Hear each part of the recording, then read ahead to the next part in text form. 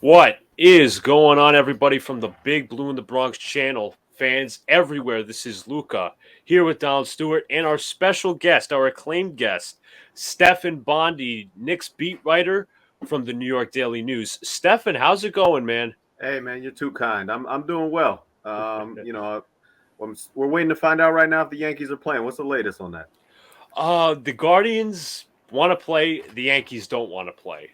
Okay, So we'll okay, see on that. Obviously, it's very big. There's rain clouds in my area, but We're supposed to be live streaming the game too, so I hope that they end up playing. But okay. regardless, just want to thank Stefan for coming on. Obviously, it's an honor from a beat writer himself. Obviously, somebody who I want to be like in the journalism industry. So we're going to go same into here. some basic questions. Stefan, where did you start your journalism career? So my first job out of college, I went to the University of Maryland. My first job out of college was as a desk clerk at the Associated Press in Rockefeller Center, where I basically just answered phone calls from writers who had at different baseball stadiums around the country working for AP and taking dictation for the final three outs because they wanted to publish these stories immediately. And they had their stories filed, and whatever happened during these final three outs, I'd tell an editor over the phone. It was kind of a weird setup. I don't think they do these kind of things anymore. This was way back in 2002.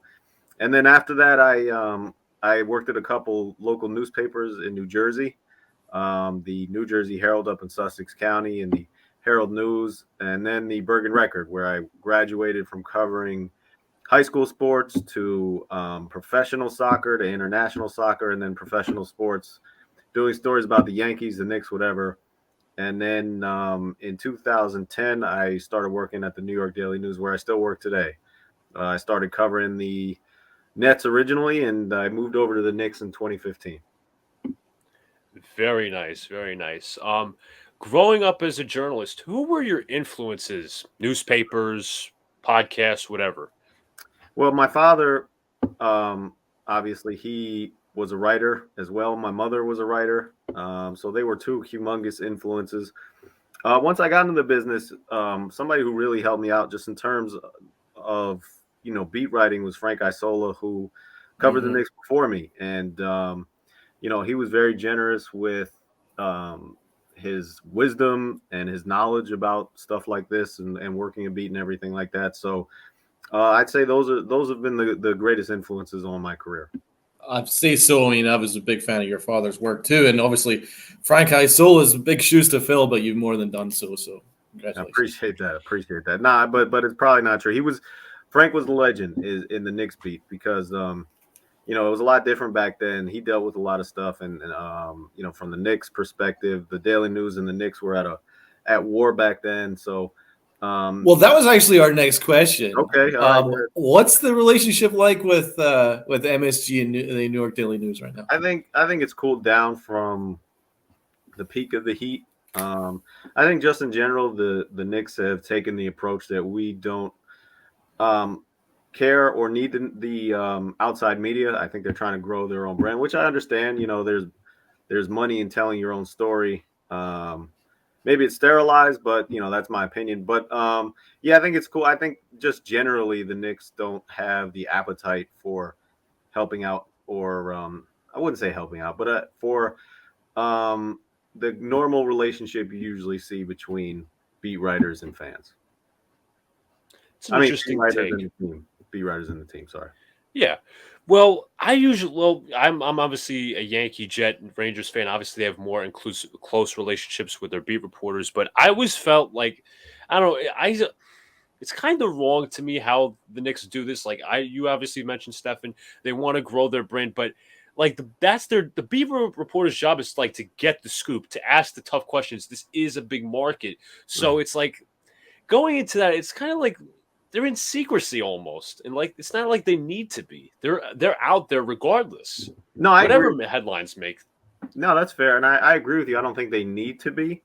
At the same time, they're also not struggling financially. I think part of the relationship between the media and the team is that the media provides you free marketing, right? Of We're course, reaching an audience. We're basically advertising for your team in a lot of ways by keeping the fans engaged, keeping the fans informed. The Knicks, no matter what, and James Dolan, no matter what, is going to make money just mostly because of the location of Madison Square Garden. So listen, I'm not in James Dolan's head, but I understand the idea of why do I need the media if I'm going to make money no matter what? So I understand that perspective, but as a fan, if I were a fan following the team, I'd be frustrated because, like you said, there's a lack of transparency.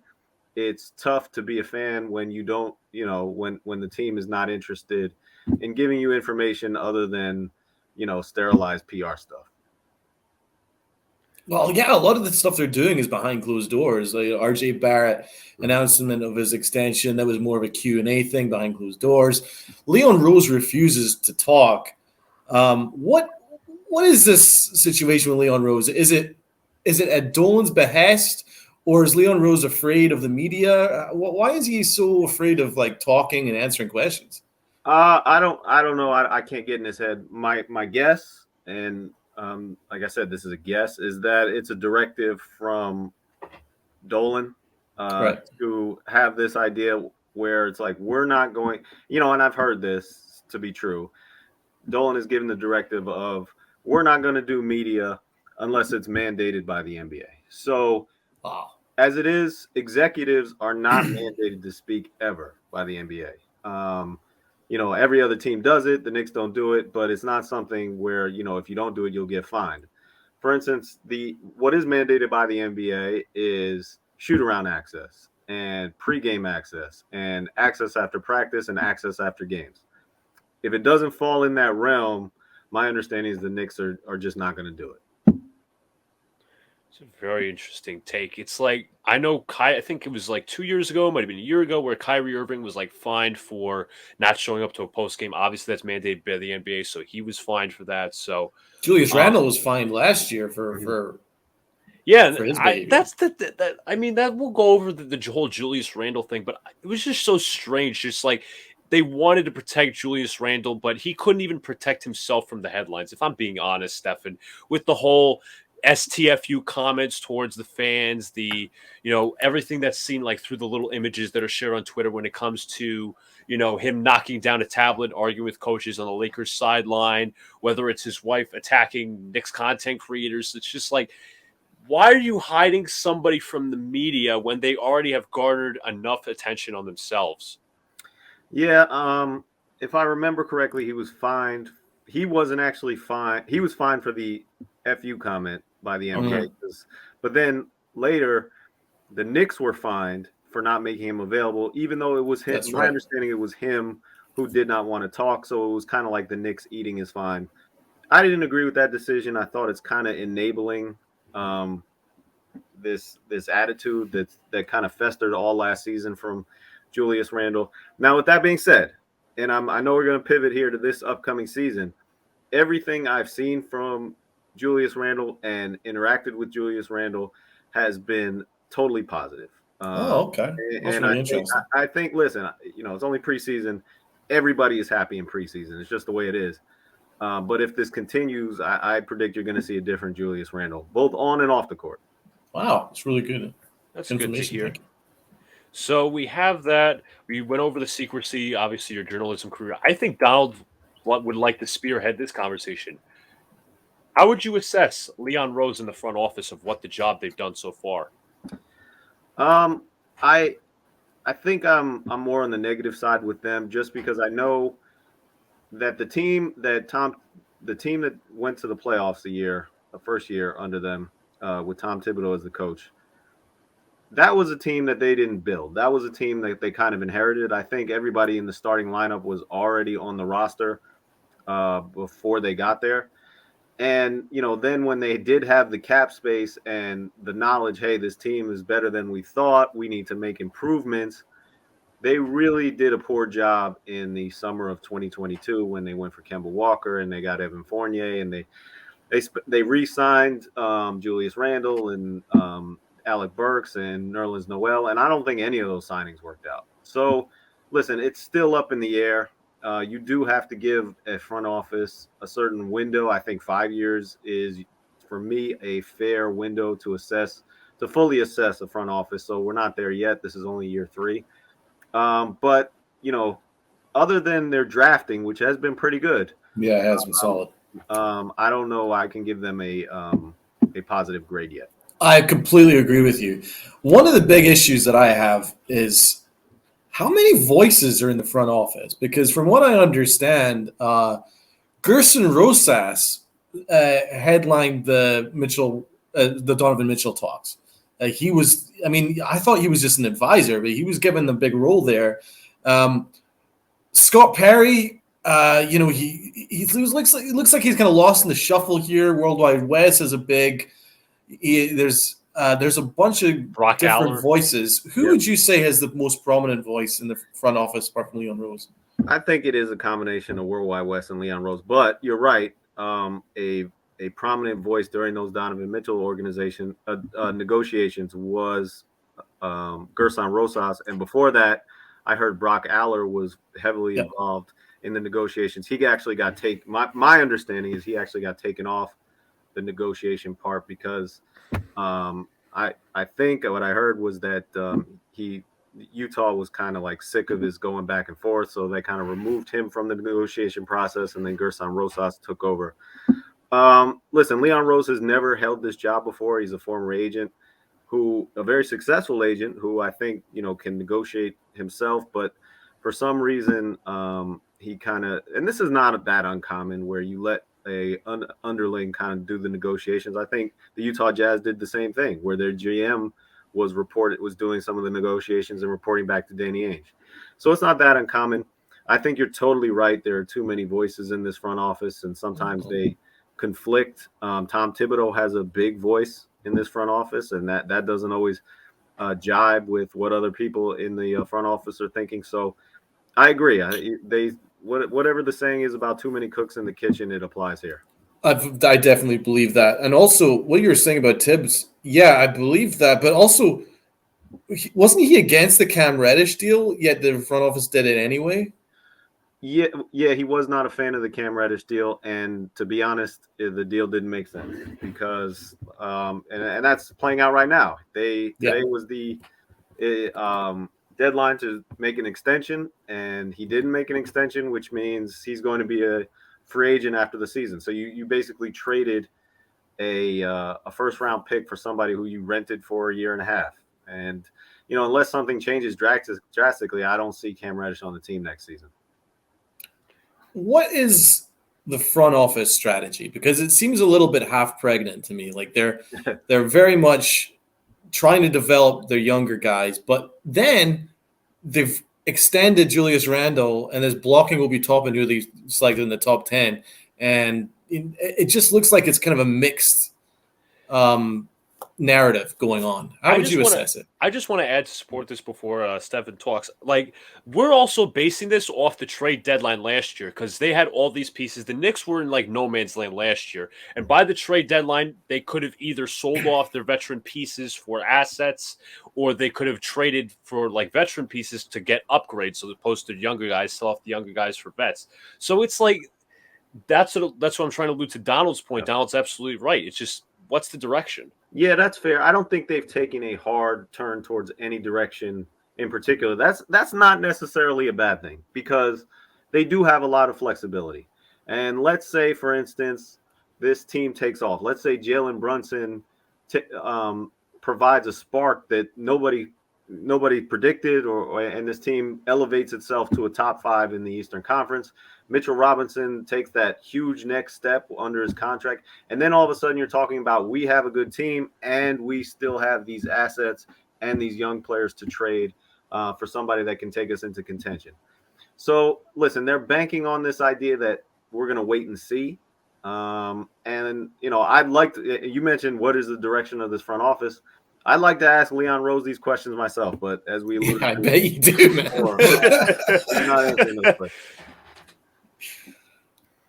Yeah, so moving on, we obviously talked about the draft strategy, the voices in the room. I actually just wanted to ask, what did you understand of the Donovan Mitchell talks? It was one of our supporters asked that question. So, how would you assess it? Did you think that the Knicks were asleep at the wheel, or do you think it was just a crazy offer? How would you assess it? Yeah, I mean, I think the Knicks thought they I know the Knicks thought that they put together a fair deal, an offer that they believed was better than what he was eventually traded for in Cleveland. There's this talk that Danny Ainge wasn't going to trade Donovan Mitchell to the Knicks for whatever reason. Nobody's ever going to know if that's true. Danny Ainge would never admit it if it was true. But if you take the side of, well, Danny Ainge just took the best deal possible, then they didn't value RJ Barrett as much as as much as the Knicks do, and they didn't look at that contract that he eventually got, which was 4 years, 120 million with incentives, as something as valuable as what they got Colin Sexton for. Have you ever come across a false deadline in the middle of negotiations before, which they set for RJ Barrett? Have you ever seen that before? No, there's a couple things, I'd love to, like I said before, I'd love to ask Leon Rose some of these questions. There are a couple things that were baffling to me about those negotiations. One is, all right, we've made it deal with RJ Barrett's agent where if we don't get a trade from Donovan Mitchell by this date, we're going to give you the contract extension. That was weird. And then the other thing that was weird was the Utah Jazz went back to Cleveland and they got this offer, and then apparently they just took it without going back to the Knicks for a counter.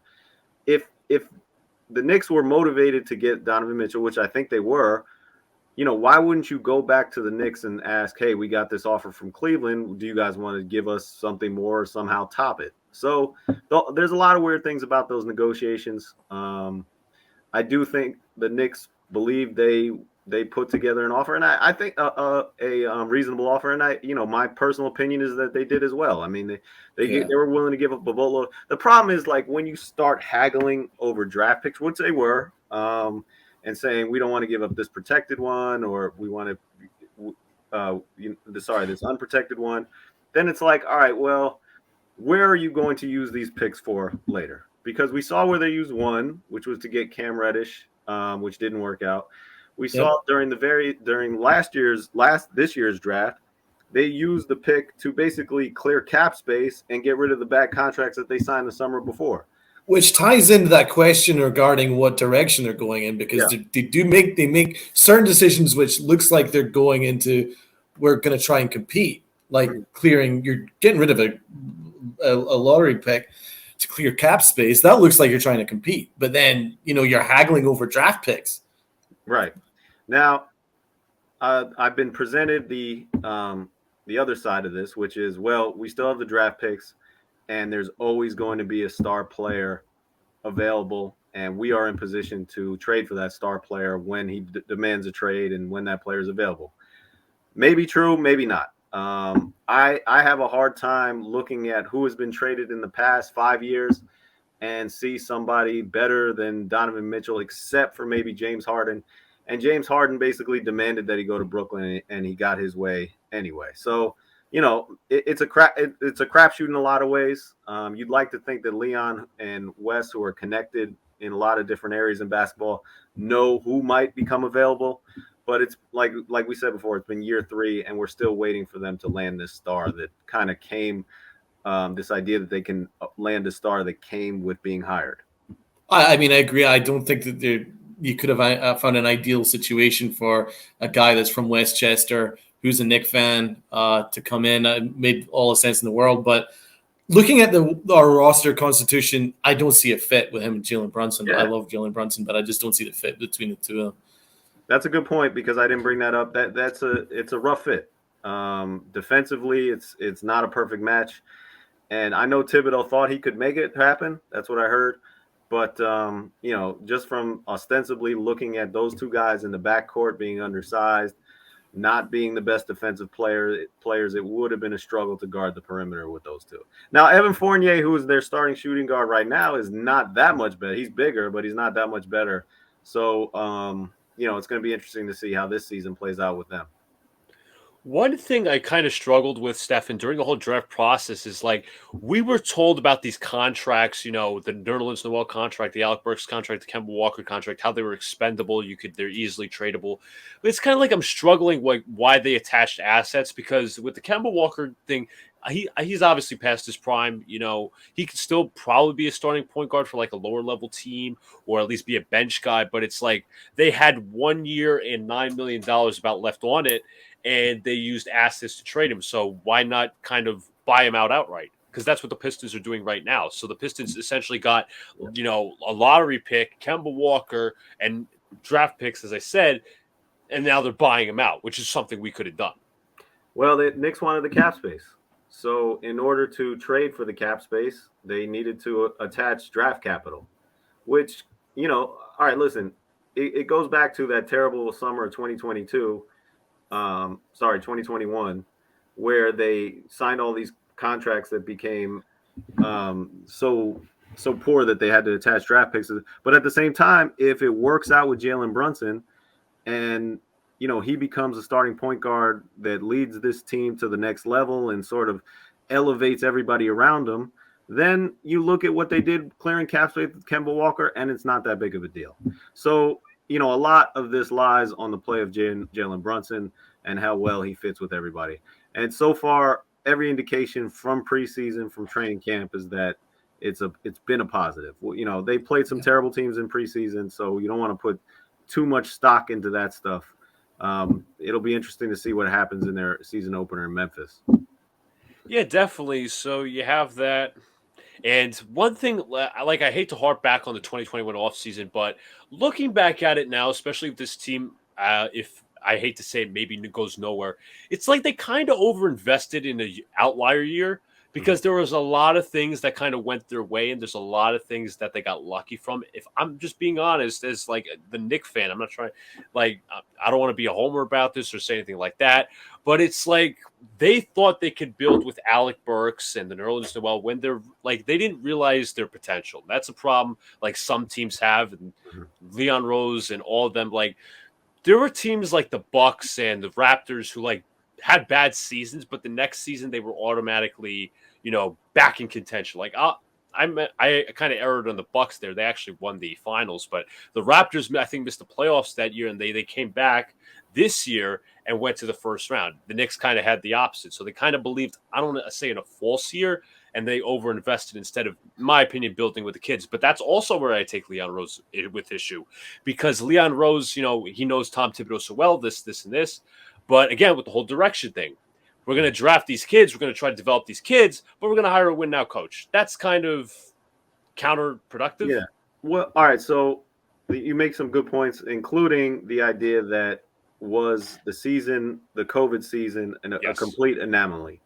And if you look at that argument, you have to start and end with Julius Randle, because he played 10 times better than he ever did in his career. He became an all-NBA player, his most improved player. He had never shown that caliber of leadership and shot making and all-around play ever in his career. And then, you come to the following season, last season, the fans are back. He's irritated. He's not playing well. And it was basically polar opposites. The theory, and this is a complete theory because nobody knows for sure, is that Julius Randle just doesn't play better with pressure. He plays worse with pressure, with fans in the building. And maybe you can back that up by saying he stunk in the playoffs against the Atlanta Hawks. That's the season he got all NBA. And what happened in the playoffs? The fans came back. So who knows? Nobody's ever going to truly know how he responds to fans and pressure like that other than himself. But it's just a theory. And if you bank on that, if you bank on Julius Randle like they did in the summer of 2021, giving that an extension and surrounding him with kind of win now players, then you run the risk of him reverting back to what he was throughout his career before that. And now the Knicks are banking that Jalen Brunson provides him kind of to ease the pressure off him, allows him to play off the ball, allows him to move off the ball where he's more dangerous. I think Tom Thibodeau said something good today, which was teams don't want a moving Julius Randle running at them with the ball, because he's a big dude, man. Like, he will get to where he needs to go in the paint and he will finish. But he needs to be moving. The stagnant offense does not work. I think we've all seen enough of the ISOs and him trying to take guys off the dribble and the spin move in the paint that often leads to turnovers. So we'll see if Jalen Brunson's presence kind of mitigates some of that stuff. I think we perfectly kind of segued into our next section, which is actually about the coach and Tom Thibodeau. So I'm going to ask this: how would you assess Tom Thibodeau's job to this point? And do you think from last year and this year, do you think he's kind of been cheated by the roster construction? Yeah, I'm a big fan of Tom Thibodeau. He's getting a lot of criticism. Maybe it's just Twitter. But when was the last time a coach? He still has over 500. When was the last time a coach had a record over 500? I know Mike Woodson did it. But yeah, I mean, before that, you're gonna have to go all the way back to Jeff Van Gundy. And he did it during that COVID season. He did it with a roster that everybody thought, including myself, everybody thought was headed to the bottom, third of the NBA. The talent just wasn't there, but he got the most of that talent. He got them to playing defense at a level nobody expected them to do. They have no all defensive individual players on that team, but they played team defense, and they did a heck of a job doing it. Now the question is, can he take that next step with this roster, which is better than what he inherited, but it's still not championship level. Can he get them to play at a level that will exceed the expectations for them and get them into the playoffs? And if I think if they get into a top 6 seed, it is for sure a successful season for the Knicks. If they get into the play-in tournament and lose, I could say that's about what you expected from this roster. If they do not make the play-in, then we're going to be talking about Tom Thibodeau's in trouble. Me and Donald actually, honestly, have differing views on Tom Thibodeau. I'm going to let Donald take it first. Well, yeah, first of all, I completely agree with you because I'm a big supporter of Tom Thibodeau. I've been watching the Knicks for like 30 plus years, and to be honest, it's a very short list of coaches that have done a good job for the Knicks for a long time, and Thibodeau's one of them. It's Thibodeau, it's Woodson, and then Van Gundy, and obviously Pat Riley. But I mean, these are elite names, so I think he's done a very good job with a very limited roster, in my opinion. Yeah, no, like I said, I echo what you say. I think a lot of the criticism stems from he's holding back the young guys. And specifically, I think the conversations surround Obi Toppin and Emmanuel Quickley. Now, okay, let's start with Obi Toppin. The Knicks had an all-NBA power forward in Thibodeau's first year in Julius Randle. Okay, then after that year, the front office gave Julius Randle a 4-year extension that kicks in this season. So what do you expect Tom Thibodeau to do? To bench Julius Randle and play Obi Toppin? I think there's talk about, well, you can play them together. As he mentioned, he's tried that in situations. He's seen it in practice. He doesn't view that as something that will work. I think Tom Thibodeau is comfortable with playing with the traditional center. I'm going to give him the benefit of the doubt in that situation. Yeah, I mean, Thibodeau's whole philosophy is having a rim protector at the 5. Yeah. You're not going to get that with Randall and Toppin. So the Emmanuel Quickley stuff, I don't think he's a natural point guard. That's just my opinion. I think he's better off the ball. He's a very streaky shooter. I don't think you can rely on him night in, night out. The one place where you can really knock Thibodeau is his reliance, I think, on and stubbornness, maybe, to play Alec Burks at point guard last season for too long, and then the year before kind of dragging out Elfrid Payton at point guard longer than he should have. So that was painful. Those are two issues that I extracting blood from a stone with Elfrid Payton. Yeah. By the end, Elfrid Payton had lost total confidence in himself and his shot, and it took too long for Tom Thibodeau to pull him. Somebody told me that once Elfrid Payton signed the contract, it was guaranteed he was going to be the starting point guard. Is that true, Stefan? If it is, I hadn't heard that. I mean, you're taking me back. He had signed. He signed he was on the team before Thibodeau got there. Right. And I think they declined options. They started to decline some options. They re-signed Payton. They signed Alec Burks. So, I had not heard a guarantee that he'd be the starter, but who knows? I mean, he's CAA, so maybe they guaranteed him, but I had not heard that.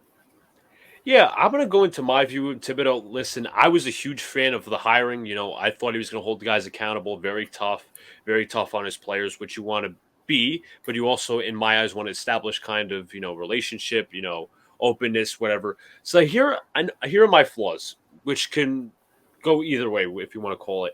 I'm not a fan of his offensive philosophy that I think I'm more of a modern NBA guy. I'm not a fan of his offensive philosophy. Not a lot of off-ball movement in his offenses, which you were just pointing to, Stefan, about the ISOs and lack of off-ball movement. And there's no, as you and Donald just highlighted, there's no really freedom to play like small ball, even for like 10 minutes.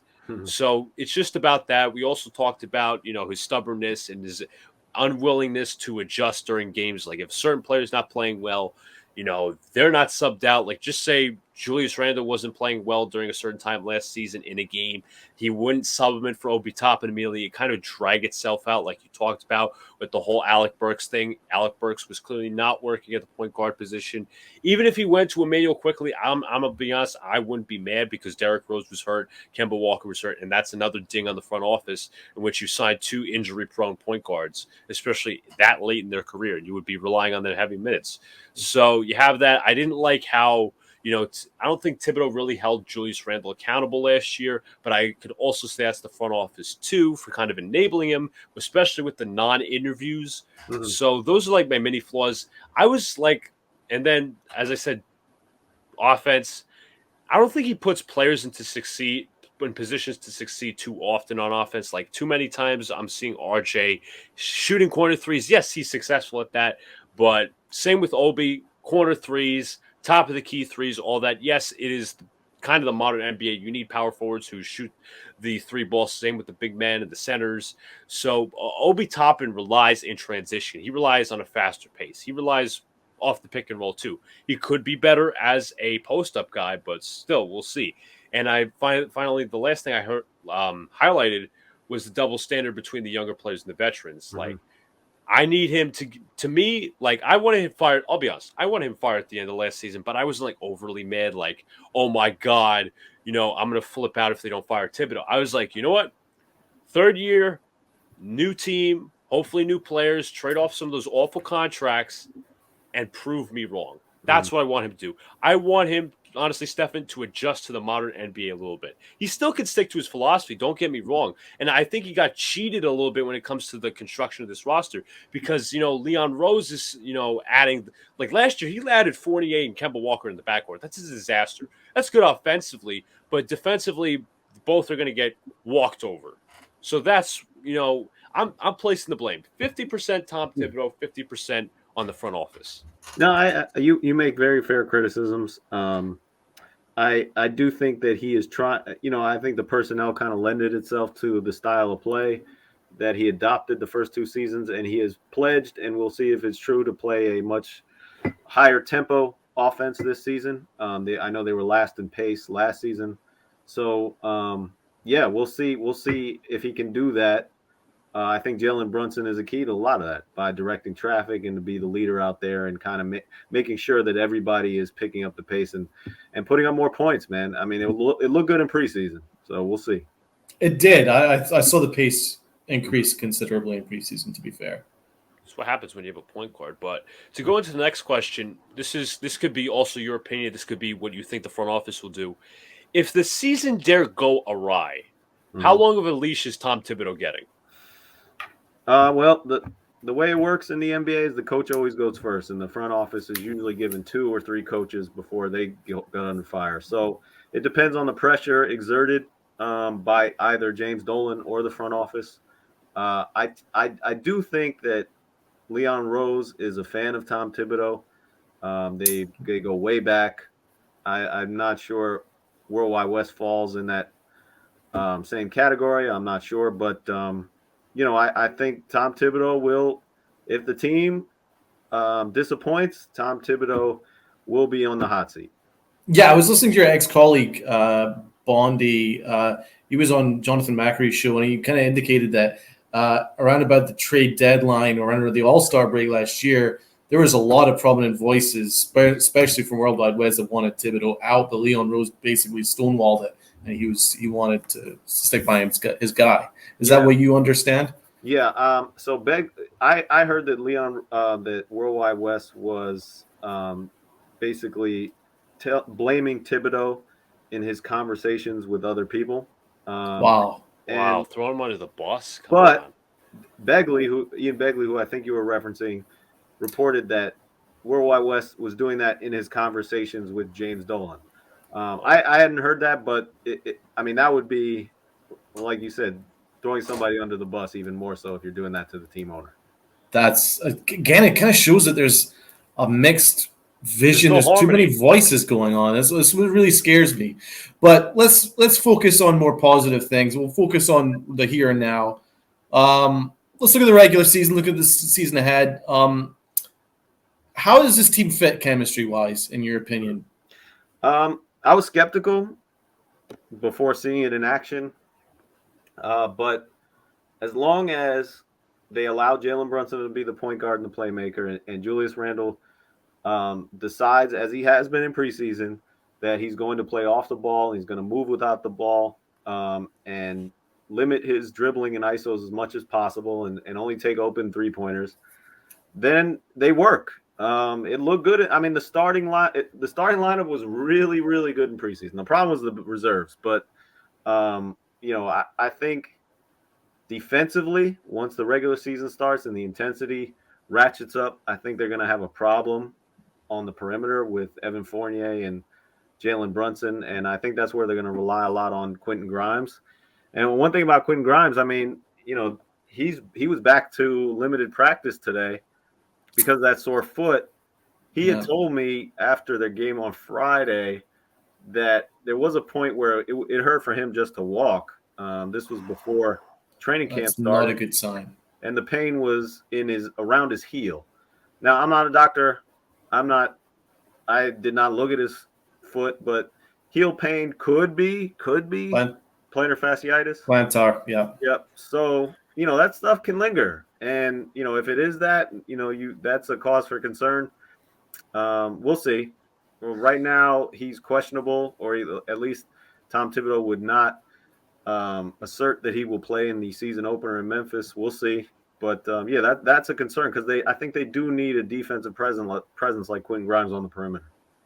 Thing is, I like this team. I think the entire roster is actually really talented, and there's not very many Nick rosters you can say that throughout even their bench is talented. Like, I think there's a lot of guys that are talented, but my question is, how are they going to get the minutes for everyone, for them all to be happy? For instance, Obi Toppin and Julius Randle, that's the biggest thing. You got Mitchell Robinson and Isaiah Hartenstein, who could legitimately play legit minutes. Derrick Rose 100% deserves decent minutes. He's an X factor for me. Then you got a microwave scorer like Quickly. How is he going to work with Fournier? There's a lot of minutes to be distributed, and you really need Thibodeau to be on point with this because it's going to be very difficult. And in my opinion, I don't see how they're going to manage to do this. Yeah, no, but what you're talking about is a positive thing because it means the Knicks are very deep.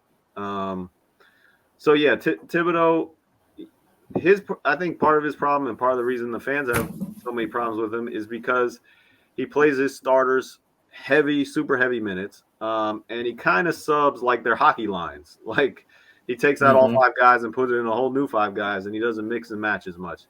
I think when you have a team this deep, he's going to have to get creative, and that's going to be a big evaluation on Tom Thibodeau, the way he handles a roster that, at least on paper, seems very deep and should have one of the better benches in the NBA. But I know it's been thrown out there, play Julius Randle and Obi Toppin together. I don't think you're going to be seeing too much of that. I don't even subscribe to that theory. Yeah. What I would probably do, just in terms of spacing, is I would actually start Toppin. I know that they couldn't do that because of the extension they've given to Julius Randle, but I'm very concerned about the spacing here because if you look at it, what do you think about the spacing, first of all? Yeah, listen, if Mitchell Robinson adds something to his game offensively, which I know everybody's seen the hype videos of him shooting three-pointers, free throw lines, hooks, whatever, But in order the spacing to actually work, he's got to stretch out his offensive game. We don't know what that is. We haven't seen it in preseason or regular season action. I remember like last year in parts, he was like trying to work out his handles. Like he got the inbound from somebody and he just drove Plumlee right to the rack and threw it down. So maybe that's kind of a start. But, Brunson loves driving in. Julius Randle's a paint guy. Mitchell Robinson stands around the paint. RJ Barrett obviously can stretch from the floor, but he also can drive in. Fournier is a three-point shooter. So it's going to be around the paint area. It's not like there's too many shooters or it's too many guys surrounding the paint. And I think during the Indiana game when they were in Indiana, like Brunson was struggling at times with his efficiency, but some of that, I'm going to be honest, you can't really blame on Brunson because you saw Brunson driving in the paint. The paint was crowded because Mitchell Robinson was right there. It's like he had no room to operate. Yeah, they ran into each other at one point. Yeah. It's the good and the bad with Mitchell. I don't think he's ever going to develop a 3-point game. I don't think they want him to. I mean, first, how about this? How about he shoots over 50% from the foul line first? You know what I mean? Exactly.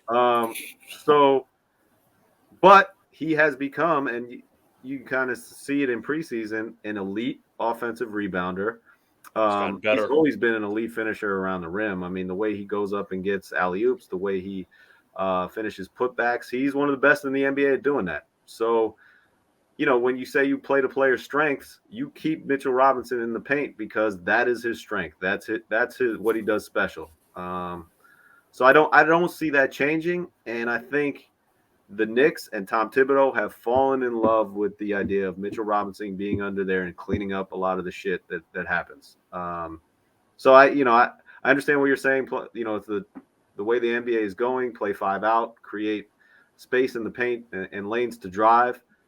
I just don't see Mitchell Robinson becoming that type of stretch 5 that you see from some teams in the NBA. And listen, you don't. I mean, Steven Adams will never be a stretch 5. Right.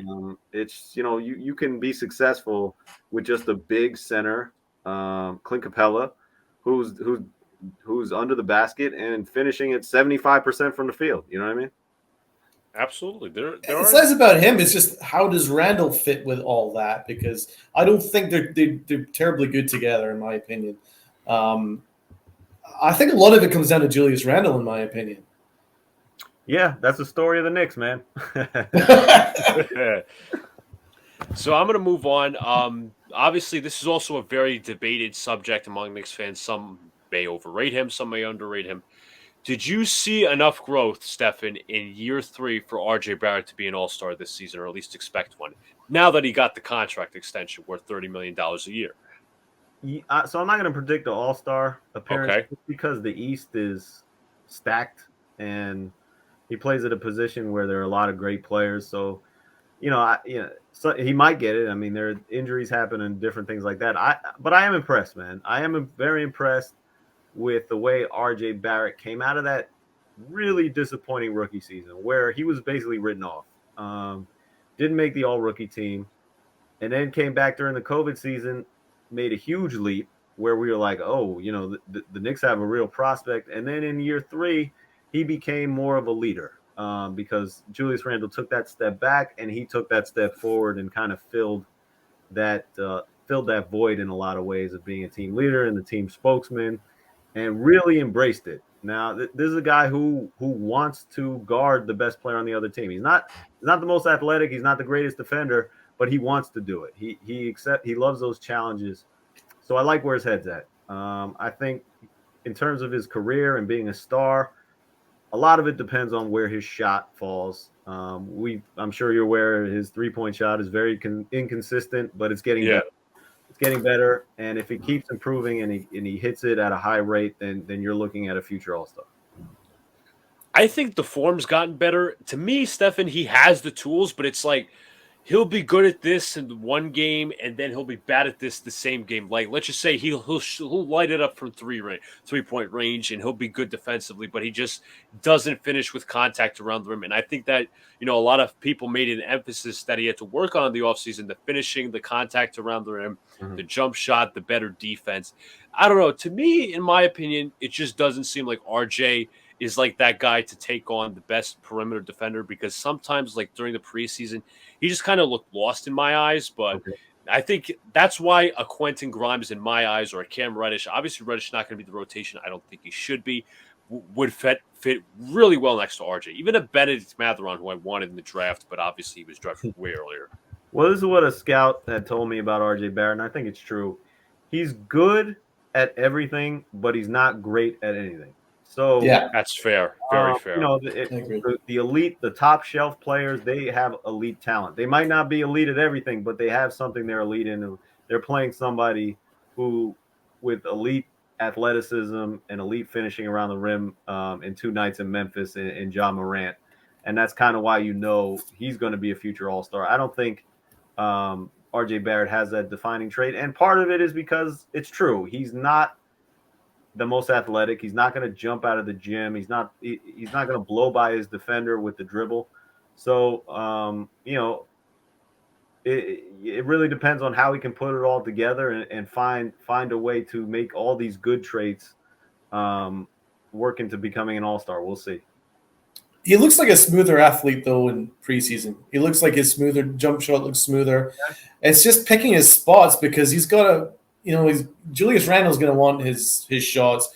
Brunson's going to dominate the ball. How is RJ going to fit with it? Because they're all very ball dominant players. Yeah, and that was a huge concern. And I think seeing it in action in preseason alleviated some of those concerns because you wondered how the hell is this going to work, and it worked. Yeah.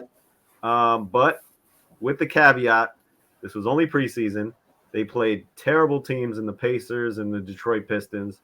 So let's see this really work in the regular season, and let's see this work against the elite teams, and that starts with Memphis. Absolutely. So me and Donald have been debating this because I think it was last week or the week before that Donald said he thinks that Jalen Brunson is the best player on the Knicks. And that's not far-fetched. I think he's like one of the top 3 in my opinion. But do you see at any point in his tenure that Jalen Brunson at least becomes an all-star once? Yeah, it's tough. I'm telling you, like it's really tough to predict. Fred VanVleet became an all-star last season. I would have never thought that that's something he could do. And Fred VanVleet, there's a decent comparison to him and Jalen Brunson. So it's certainly possible. I think that what he showed during the playoff run with Dallas last season showed that when he's called upon to be the number one guy, to take control of the offense, be the lead guard, and score for your team in the pick and roll, he showed he can be a star doing it. So, you know, if he's given those duties for the Knicks and he takes it to the level that he showed in the playoffs last season, then sure, why not? You know what I mean? Yeah, definitely. So I'm going to move to this question. Should we expect more minutes from IQ, Obi Toppin, and Grimes? Obviously, the Knicks cleared some cap space. Alec Burks is gone. Nerlens Noel is gone. Those guys are gone. Do you expect more minutes for the 3 of Grimes, Toppin, and Emmanuel Quickley? I think Grimes gets more minutes for sure. I mean, Emmanuel Quickley, like I said before, he's a streaky player. If he's shooting really well, Tom Thibodeau has shown he will keep him in the game. He will use Emmanuel Quickley as a closer if he sees that he has it going offensively. With that being said, they have Jalen Brunson now, and they have Derrick Rose coming back. So it's tough to really say for certain how many minutes and whether it will be an increase for him. And Obi Toppin, it's the same problem that he's had the last 2 years. He's playing behind Julius Randle. So Tom Thibodeau has, if Obi Toppin shows that he's continuing the big leap he made from year 1 to year 2, and now he's taking a bigger leap in year 3, Tom Thibodeau is going to have to get creative in order to get him playing time.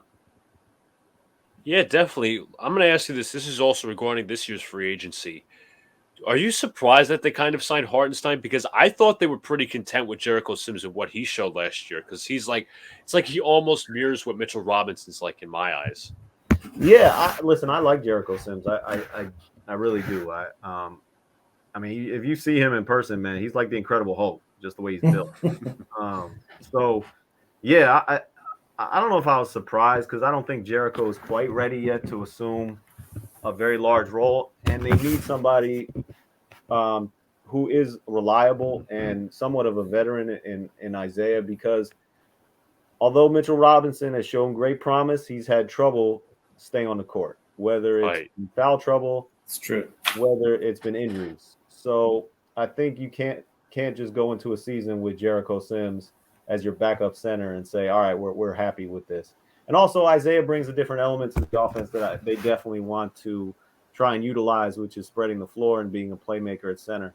Tom Thibodeau had some success with a playmaking center in Joakim Noah, who really, during his time was an actual MVP candidate under Tom Thibodeau at one point. Yeah. Now, Joakim Noah can't shoot, but you give him the ball and he's able to make a play for his teammates. He's a really good passer, and Isaiah has some of those traits as well. Yeah, I agree with that. What are your main concerns regarding the starting lineup? I know you said defense, but is there what's more concerning in your eyes, the spacing or the defense? I don't think the spacing so much, because Evan Fournier, I think. All right, well let me. We talked about both of them. My two concerns. Yeah. Defense on the perimeter, and the other one is figuring out how you have three guys used to having the ball: Julius Randle, RJ Barrett, and Jalen Brunson. Figuring out how to work them all in together and keeping everyone happy, and making sure that they're all being used to the best of their abilities. Like I said before, the preseason alleviated some of those concerns with me because I saw it in action and it looked good. Yeah, 100%. So we are going to get into the expectations for this team. So I'm actually going to pass this around the panel. I'm going to go with Stefan, Donald, and myself. Stefan, ceiling, floor, what's realistic for this team? So the East is so good. It's really hard to put them anywhere in the top five. Of course. Ceiling would be, let's say, number 6 and avoiding the play-in, and the basement for them would be missing the play-in. It's that much of a variance because the middle of the East, just like the top of the East, is very crowded. And you look at teams like Toronto and Atlanta and Chicago, and it's tough to say whether the Knicks can definitively be above or below those teams. So that's my top is the 6th in the East, and my bottom is 11th. Donald. My top is the 8th, and bottom is the 11th. I think more likely they make the play-in. I don't think they're good enough to get in the automatic top 6. I just think that the East is so competitive. I mean, if it was a Western Conference, I would say they're going to get in the top 6 because I think they're just as good as many of the teams over there. But in the Eastern Conference, they're absolutely stacked, and especially with teams around them like Cleveland getting infinitely better. Atlanta, I've got DeJounte Murray, who I obviously wanted. They've gone better. Go the Raptors, who look really good. But I think that we can take a couple of games off the Nets. I think they can. I think they're a mess over in Brooklyn. I think they can take a game or two off Chicago. I think they can certainly Heat. I think they can maybe take one of the Heat. I think they can beat a couple of decent teams, and I think they can easily get in the play-in. I just don't see that highest ceiling because I've got issues with this ball dominant thing, and that's the reason is I think they should have Toppin as a power forward spot, just purely to allow Brunson and RJ Barrett to fit better in the starting 5 because Toppin can cut and play in transition. But I think between 8th and 11th, but I'm pretty sure they'll make the plan. I think I'm going to go 7 and 12. I say the back half, like realistically, I think the back half of the play in like the 9 or 10 seeds probably more realistic because I think it's not much about the elite teams in my eyes. Like there's a lot of elite teams, but it's like everybody where they're placing. Like I think the middle's more crowded. Like you got teams like the Hornets, the Bulls, the Raptors. Like they're all crowding the middle. And where do the Knicks fit necessarily? Are there too many like middle teams because of how competitive the East is? So that's the biggest question. So I got some questions from some fans here, some friends of mine. So first question for you, Stefan, is do you think the Knicks young core is overrated? Now who is rating them? The fans? It's a great point. Yeah, because the league doesn't. Yeah, so it's tough to say they're overrated because I don't think. I mean, you take Utah; they could have had all the Knicks prospects, and they didn't want them. So I don't think they're overrated. I think if you're talking about fans on Twitter, I think there's a tendency to really, I'm not going to say overrate, I'm going to say really elevate their own homegrown draft picks and really root for them and put a lot of emphasis in those players. I've seen it many times. So I'll leave it at that. Yeah.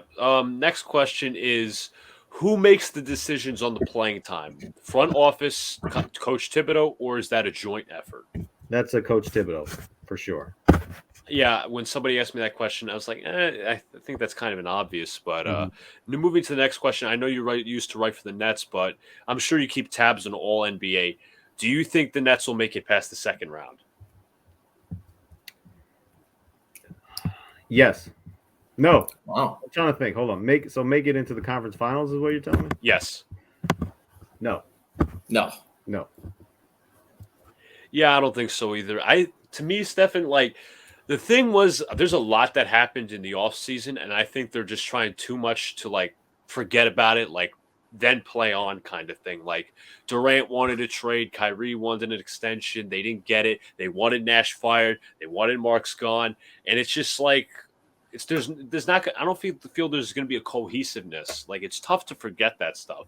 because it's better if they were separate in my eyes. So Yeah. Donald, do you have I any? mean, for me, you can't rely on Ben Simmons at all. No. If you have Kyrie, I think they have Kyrie Irving in the best possible scenario where he is feeling like he was disrespected, not given his and he's in a contract year. If he's ever going to be motivated to play, it's going to be this year. I'm obviously worried about Kevin Durant's health, but they still don't have that third guy, man. Like Ben Simmons is not that guy. No. He just doesn't fit with the spacing either because Claxton's not a shooter. He's a rim runner and a rim protector, and Simmons just has no like everybody says, oh, he practices shot in practice. Like, yeah, that means nothing in the game when the guy has no confidence to shot. He doesn't even drive to the rim. He only So does it on the open floor. I was gonna say I haven't been watching their preseason games because I've been heavily involved with the Knicks. But Of somebody told course. me that, and I don't know if you've been watching the games, but somebody told me that he's now scared to, like you said, drive to the rim because he might go to the foul line. Exactly. So Right. I don't know if that's true, but that's what somebody told It me. wouldn't surprise me, man. He played scared towards the end of his time at the Sixers. Yeah. In the playoffs. I don't think I've ever seen somebody's confidence in a certain aspect of their game drain an entire team. That could possibly happen. Because if Ben Simmons essentially listen, Kyrie can pass, we all know that. Ben Simmons can defend, yeah, but no other support for Kyrie and KD is just not going to help. Royce O'Neal's a good 3-and-D player, but he's 3-and-D. He's not going to give you flashy scoring that Durant and Kyrie can give you. They're just role players. I'll always say there's always going to be a ceiling with a team where the inmates run the asylum, and that's what's going on in Brooklyn, in my opinion. I don't know if you agree with that, Stefan. Yeah, I mean, I wouldn't characterize it like that. I think that it was good for Sean Marks and Joe Tsai to take a stand the way they did, and it worked out for them in the best possible way because they didn't have to go long term on Kyrie Irving. They got him for a motivating year, and they basically called Kevin Durant's bluff. So that I thought that was a good move, and they won the standoff there. But the trade for James Harden and then trading away James Harden, what they got back, I think they missed an opportunity to really put together a championship contending roster. So let's get back to the Knicks. You're at practice every day. Anything you're seeing at practice which is going to be a good indicator of, for instance, is there a player who we should all be watching out for, who you're seeing is really impressing you in practice, or is there any way that they're playing in terms of offense or defense which we should keep an eye out on? Well, I got to correct you. The Knicks don't let us watch practice. Okay. Oh no, come on. So I can't say that I'm watching practice. They let us in sometimes for the last minute or so when they're shooting free throws or something, but we don't actually get to watch anything regarding practice. So I can't help you out there. I'm sorry. That's a shame. Yeah. That's a terrible shame. But what was not a shame was first of all, let me get Donald's final thoughts. Do you have any final questions for Stefan? No, I don't, Stefan. Thank you so much for all the time that you gave us, man. I really appreciate it. You gave us a long time, and this is such a really great honor to talk to you, man. Nah, man, thank you. But this was fun. I appreciate you guys having me on. Yeah, same here. Obviously, thank you for responding to my messages. I know a lot of people in the journalism industry are often busy, but thank you for taking the time to respond to my messages and to come on here. We've officially hit an hour.